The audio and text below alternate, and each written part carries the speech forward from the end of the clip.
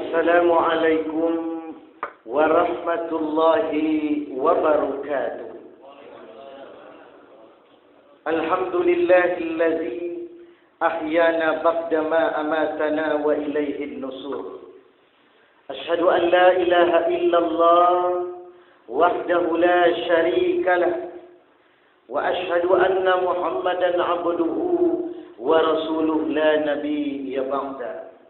Allahumma salli wa sallim wa ala alihi wa ashabihi wa man tabi'ahum bi ihsanin ila yaumiddin. Saudara-saudara kaum muslimin, para shaimin dan shaimat yang Allah muliakan.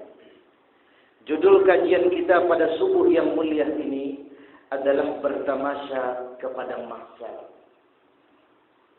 Berbicara masalah padang mahsyar adalah berbicara tentang masa depan setiap manusia. Dimanapun nanti kita akan meninggal dunia. Apakah kita meninggal dunia tenggelam di lautan, tidak tahu kemana jasad kita pergi. Ataukah kita meninggal dunia terbakar dalam kobaran api yang menggunung. Orang-orang tidak mengenal kemana dan siapa jasad kita. Ataukah kita meninggal dunia jatuh dari pesawat, tidak tahu di mana jasad kita berada, ibadah Allah. Setiap kita, dimanapun kita meninggal di dunia ini, pasti Allah akan kumpulkan kita di sebuah tempat yang bernama bumi padang mahsyar.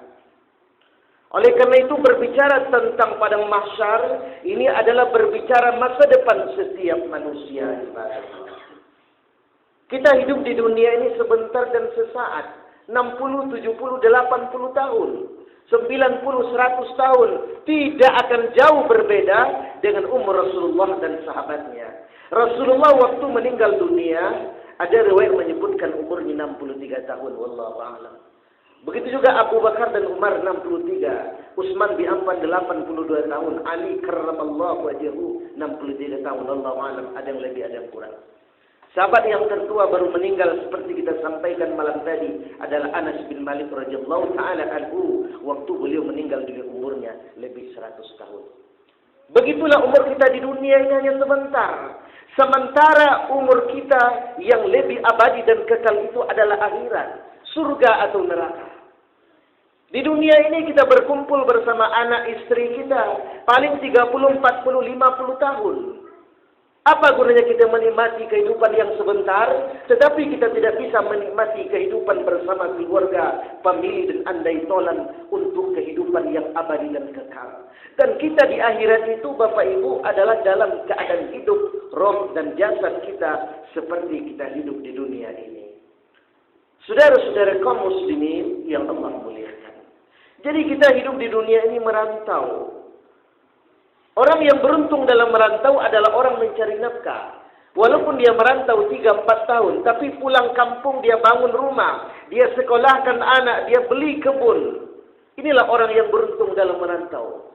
Tapi ada orang yang merantau berpuluh-puluh tahun, tapi tak ada yang bisa ia bawa pulang. Inilah orang yang merugi dalam merantau. Kita di dunia merantau 60, 70, 80 tahun. Lalu kemudian kita akan berpindah alam ke alam barzakh. Allah Subhanahu wa taala berfirman dalam surah Al-Ankabut ayat 57, setiap yang bernyawa, kata Allah taala, pasti akan meninggal dan kemudian kepadaku engkau akan kembali. Ayat ini pasti hafal baik matan maupun artinya oleh kita. Bahkan kita saksikan setiap hari, setiap minggu, setiap bulan dan setiap tahun ada saja orang-orang yang kita kenal meninggal dunia. Apakah keluarga kita, tetangga kita, masyarakat kita, atau teman dan karib kita, pasti orang meninggal dunia. Ada di antara mereka yang kita ikut menyolatkannya, mengantarkan ke kuburan. Kita saksikan bahwa setiap yang bernyawa pasti akan mati. Dan kematian ini tidak bisa ditunda. Sedetik pun, semenit pun, satu hari pun tak bisa ditunda. Dalam surah Al-A'raf ayat 34 Allah berfirman, kata Allah Tabaraka wa Ta'ala, وَلِكُلِّ أُمَّةٍ أَجَلٌ فَإِذَا جَاءَ أَجَلُهُمْ لَا يَسْتَأْخِرُونَ سَاعَةً وَلَا يَسْتَقْدِمُونَ. Kata Allah Ta'ala, setiap makhluk memiliki ajal. Apabila ajalnya tiba, tidak dapat ditunda barang sedetik pun dan juga tidak dapat dimajukan. Ketika Allah takdirkan kita meninggal dalam perjalanan, ya Allah jangan cabut nyawa saya karena saya belum punya rumah, tidak bisa. Ya Allah jangan engkau cabut nyawa saya karena saya belum berumah tangga, tidak bisa. Begitu waktunya datang, saatnya tiba, Allah akan cabut nyawa kita ibadah Allah tanpa ditunda barang sedetik pun. Subhanallah. Oleh karena itu mari kita manfaatkan kehidupan dunia yang sebentar ini. Ittaqullaha haqqa tuqatih. Wa la tamutunna illa wa antum muslimun, kata Allah tabaraka wa taala. Bertakwalah kalian semua kepadaku, kepada Allah Ta'ala, dan jangan kalian meninggal, kata Allah Ta'ala, kecuali meninggal dalam keadaan muslim. Ayat ini selalu dibaca oleh para hadis setiap khutbah Jumat, mengingatkan tentang kematian kepada kita ibadah Allah. Saudara-saudara kaum muslimin yang Allah muliakan, setelah kita berada di alam dunia, kita akan berpindah ke alam barzakh. Alam barzakh atau alam kubur itu bukan tempat istirahat kita yang terakhir. Kadang ada orang menyebut, saudara-saudara, dalam sebuah pelepasan jenazah, selalu orang sampaikan, saudara-saudara, sebentar lagi kita akan antarkan jenazah ini ke tempat istirahatnya yang terakhir. Ini tidak benar. Alam barzakh itu bukan tempat istirahat yang terakhir. Alam barzakh itu hanya masa menunggu, hanya masa transit sampai kita menuju kampung akhirat. Sampai Allah meniup sangkakala yang pertama, kedua, dan Allah kumpulkan kita di bumi padang mahsyar. Sama dengan kita, manakala pergi ke Surabaya, kita barangkali transit sebentar di Jakarta, sejam 2 jam di bandara. Begitulah alam barzakh. Tidak akan lama kita di sana. Lalu berapa lamanya kita berada di alam barzakh sampai menunggu datangnya hari kiamat. Kalau hari ini kita meninggal dunia, lalu kiamat 1000 tahun lagi, 1000 tahunlah kita berada di alam barzakh. Sementara dalam surah Al-Hajj disebutkan 1 hari akhirat itu adalah 1000 tahun dunia. Wallahu a'lam. Oleh karena itu alam barzakh bukan tempat kita, bukan tempat kenikmatan atau tempat istirahat yang terakhir. Di alam barzakh itu, di mana jasad kita berasal dari tanah kembali kepada tanah, sementara ruh kita akan tetap hidup selama-lamanya di Allah. Ruh orang-orang beriman akan Allah kumpulkan di sebuah tempat. Mereka saling memberikan salam dan memberikan kabar, baik kepada orang yang duluan atau awal meninggal dunia ibadah Allah. Mereka akan bertanya tentang kehidupan keluarganya yang masih ditinggalkan di dunia ini oleh ruh orang-orang beriman.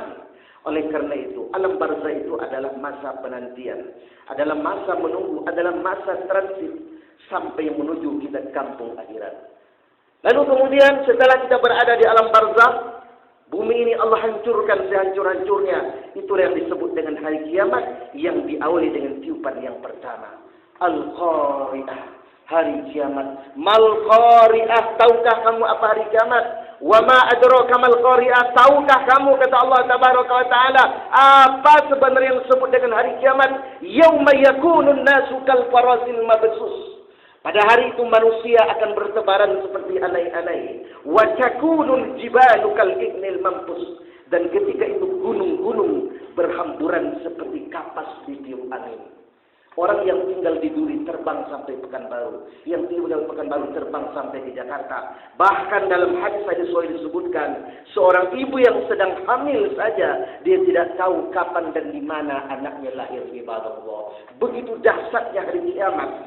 Antara tiupan pertama dan kedua bukan sebentar, bukan sehari, bukan 2 hari, bukan 1 jam. Nabi SAW tidak menyebutkan berapa jarak pertama dan kedua. Ada yang menyebut 40 hari dalam riwayat. Ada yang menyebut 40, tapi tidak disebutkan apakah 40 hari, 40 malam, atau 40 tahun. Wallahu a'lam, hanya Allah yang tahu. Bukan sebentar tiupan pertama dan kedua. Iza zulzilatil ardu zilzalaha, apabila bumi diguncangkan dengan sedasar-dasarnya. Lalu lanjutkan dalam ayat itu, dan apabila bumi diguncangkan dengan sedasar-dasarnya, dan bumi memuntahkan apa yang ada dalam perutnya. Subhanallah. Inilah hari kiamat ibadah Allah. Lalu kemudian ketika Allah meniup sangkakala yang kedua, di saat itulah Allah kembali hidupkan jasad kita yang tadinya berasal dari tanah, kembali kepada tanah. Allah hidupkan kembali. Wanfihu fis-sur fa izahum minal addasi ila rabbihim yansilun. Surat Yasin ayat 51. Maka tatkala kata Allah Ta'ala kami tiup sangkakala yang kedua, maka seluruh manusia akan bangkit dari kuburnya dalam keadaan hidup. Para mufassir menyebutkan hidup di sini adalah hidup roh dan jasad kita. Jadi kapan Allah hidupkan kembali jasad kita yang tadi sudah menyatu dengan tanah, yang tulang belulang kita hancur? Kapan Allah hidupkan kembali? Yaitu ketika Allah meniup sangkakala yang kedua. Allah tiupkan ruh ke dalam jasad kita, lalu kemudian Allah kumpulkan kita di sebuah tempat yang bernama bumi padang mahsyar. Lalu seperti apa bumi padang mahsyar itu? Apakah bumi yang kita diami hari ini akan menjadi bumi padang mahsyar? Dalam surah Ibrahim ayat 48 Allah tabaraka wa taala berfirman, "Yauma tubaddalu al-ardu ghairal ardi was samawat wa barazu lillahi al-wahidil qahar." Maka tatkala Allah tukar bumi ini dengan bumi yang lain, begitu juga langit dan seluruh manusia berkumpul menghadap Rabb mereka yang Maha Esa dan Maha Perkasa. Jadi bumi padang mahsyar itu bukan bumi yang kita diami hari ini. Bukan bumi Duri ini, bukan bumi Riau ini, bukan bumi Indonesia ini, tapi Allah sudah tukar dengan bumi yang lain, dan begitu juga langit yang hari ini yang memayungi kita, ibadah Allah. Lalu seperti apa bentuk bumi padang mahsyar? Apakah ada gunung, ada bukit, ada sungai, ada lembah, ada laut? Apakah ada tumbuh-tumbuhan, ada bangunan, ada rumah? Dalam hadis yang diriwayatkan Imam Bukhari, Imam Muslim, Rasul bersabda, kata Rasul, tatkala Allah kumpulkan manusia di akhirat nanti di atas bumi dataran berwarna putih, berbentuk bulat pipi, dan seorang pun manusia tidak mengenal ada tanda-tanda di situ. Tidak ada ruko, tidak ada bangunan, tidak ada tumbuh-tumbuhan, tidak ada bukit, tidak ada gunung, hanya sebuah hamparan berwarna putih berbentuk bulat pipi. Barangkali kita pernah naik pesawat, manakala memandang ke bawah, kita melihat awan berwarna putih kehijau-hijauan. Wallahu a'lam, mungkin barangkali seperti itulah bumi padang mahsyar, hanya Allah yang tahu. Saudara-saudara kaum muslimin rahimakumullah, itu bentuk bumi padang mahsyar. Lalu sekarang persoalannya, berapa lama kita berada di bumi padang mahsyar? Sebab bumi padang mahsyar itu kita belum sampai ke surga atau neraka. Dalam hadis sahih disebutkan kita berada di bumi padang mahsyar itu adalah 50.000 tahun. Subhanallah. Sementara matahari dari kepala manusia tidak lebih dari 1 mil. Sementara Allah menyediakan tempat buat setiap manusia di padang mahsyar tidak lebih sebesar telapak kaki, tempat kita berpijak, tidak bisa pindah ke sana dan kemari. Kalau di dunia kita panas di luar karena tarik matahari, kita bisa masuk ke dalam rumah. Dalam rumah panas kita hidupkan kipas angin masih panas kita hidupkan AC. Kita bisa berpindah ke sana dan kemari. Tapi di bumi padang mahsyar Allah hanya sediakan tempat bagi setiap manusia tidak lebih sebesar telapak kaki tempat berpijak, sementara matahari tidak lebih dari 1 atau 2 mil dari kepala manusia. Wallahu a'lam. Hadis riwayat Imam Bukhari, Imam Muslim, Rasul bersabda, setiap manusia kata Rasul di padang mahsyar kelak akan berkeringat, dan keringatnya akan masuk ke dalam bumi padang mahsyar sedalam 70 hektar. Subhanallah. Jadi setiap kita di padang mahsyar akan berkeringat tergantung kepada besar kecilnya amal kita, dan keringat kita akan masuk ke dalam bumi padang mahsyar sedalam 70 hektar. Subhanallah. Ini adalah gambaran manusia. Lalu bagaimana ketika awal kita dibangkitkan di bumi padang mahsyar itu? Apakah seperti kita waktu meninggal umur 60 tahun, 70 tahun?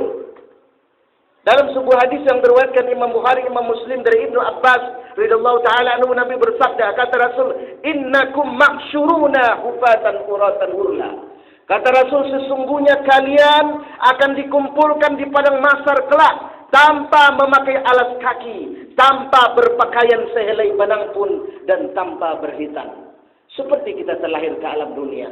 Cuma bedanya kalau kita lahir ke alam dunia umur kita sehari, 2 hari, 3 hari, setahun. Tapi dalam hadis sahih disebutkan kita di padang mahsyar, ada yang menyebutkan dalam hadis disebutkan antara umur kita 30 sampai 33 tahun. Wallahu a'lam. Arti tua terlampaui muda, tua belum, muda terlampaui, itulah umur kita.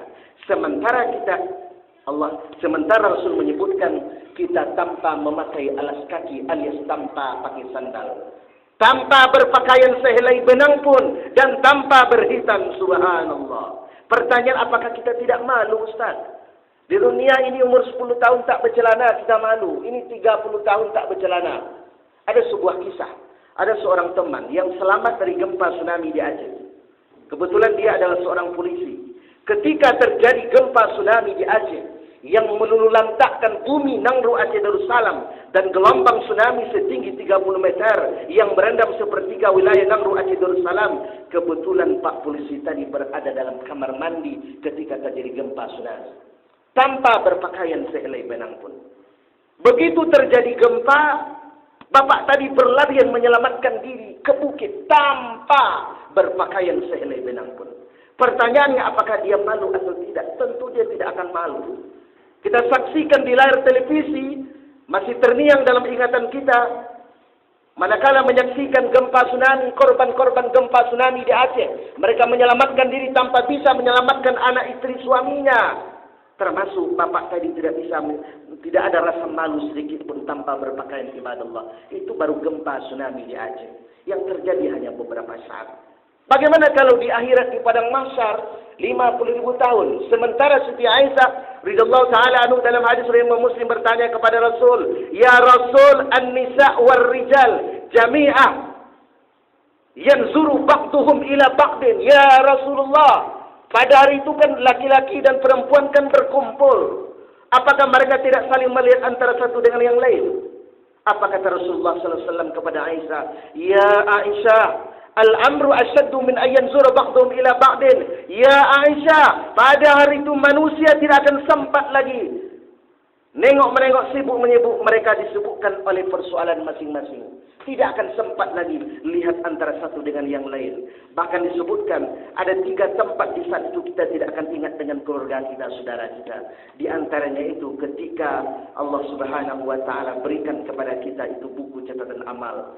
Ketika kita meniti syarat ibadah Allah, kita tidak akan ingat dengan orang lain. Sementara dalam waktu-waktu lain di padang mahsyar, kita bisa berkumpul bertemu keluarga kita, ibadah Allah. Saudara-saudara kaum muslimin rahimakumullah, itu dahsyatnya bumi padang mahsyar. Sekarang kita melihat apa bentuk-bentuk manusia di padang mahsyar. Yang pertama adalah bentuk orang-orang bertakwa. Kelompok orang-orang bertakwa Allah cerita dalam surah Maryam ayat 85. Kata Allah Taala, kata Allah Taala dalam surah Maryam ayat 85, "Wa nahsurul muttaqina ila ar-rahmana wafda." Kata Allah Taala, tatkala kami kumpulkan orang-orang bertakwa di padang mahsyar seperti utusan para raja-raja.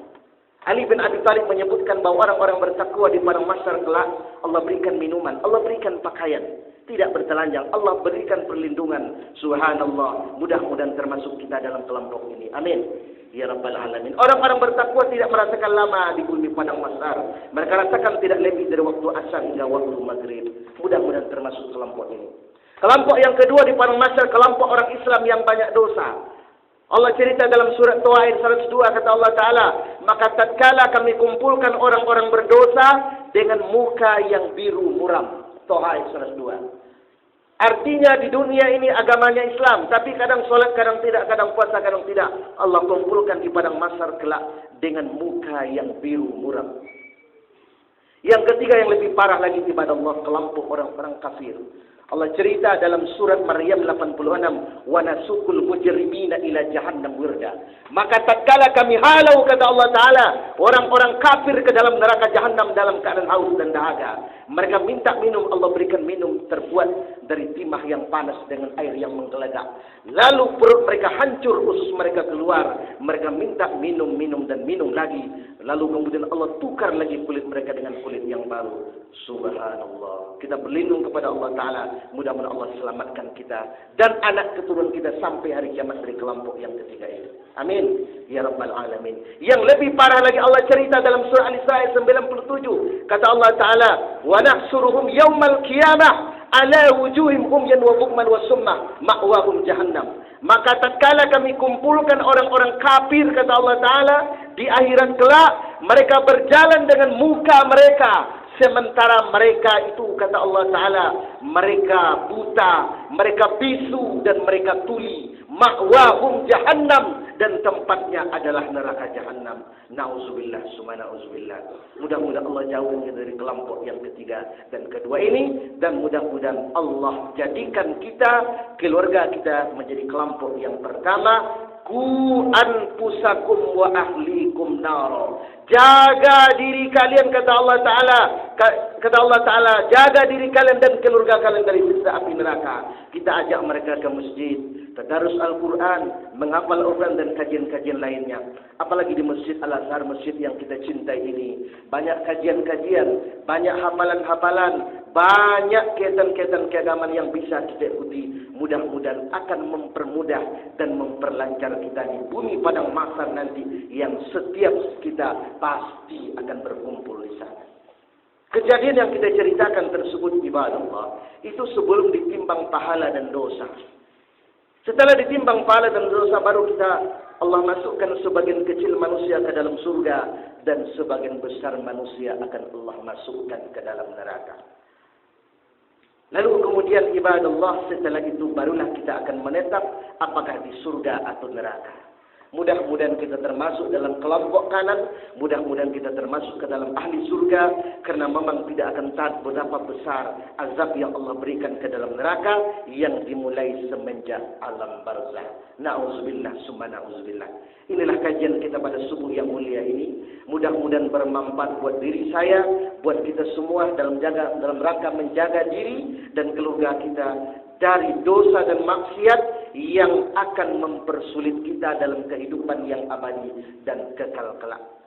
Beramalah kita untuk akhirat, di mana ketika kita dalam sholat, dalam berdoa, anggap saja bahwa besok pagi kita akan meninggal. Supaya apa? Supaya khusyuk dalam berdoa, menangis dalam berdoa. Karena tidak ada orang yang khusyuk dalam berdoa kecuali dia menangis dalam doanya, apalagi doa minta ampun kepada Allah Ta'ala di tengah malam. Manakala kita sedang bekerja, manakala kita sedang berusaha di kantor atau di tempat lain, anggap saja kita akan hidup selama-lamanya, tapi tetap kita mengontrol diri dengan iman dan ketakwaan kita kepada Allah Azza wa Jalla.